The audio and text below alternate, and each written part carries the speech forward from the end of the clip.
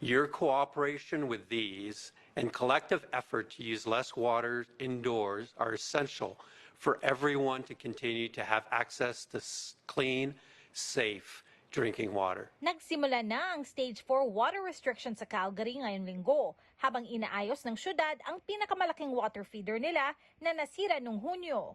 We are counting on all Calgarians, residents and businesses, as well as our regional partners and visitors to the city, to help in our collective effort to save water. Sa Stage 4 mandatory water restrictions, magkakaroon ng $3,000 na multa para sa mga hindi susunod.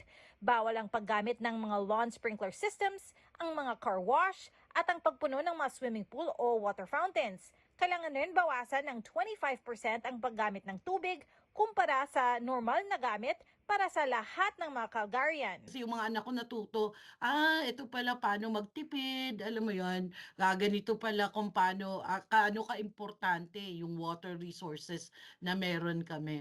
Si Vanji Kawili ang Executive Director ng Philippine Festival Council of Alberta. Ayon sa kababayan, inaasahan ng City of Calgary ngayong Labor Day long weekend ang dagsa ng ilang mga bisitang Pilipino galing sa iba't ibang bahagi ng Alberta para sa Fiesta Filipino na magaganap Biyernes hanggang Linggo sa Calgary Olympic Plaza. We'll still have a lot of water in place, but we will still need everyone to be mindful of their water consumption.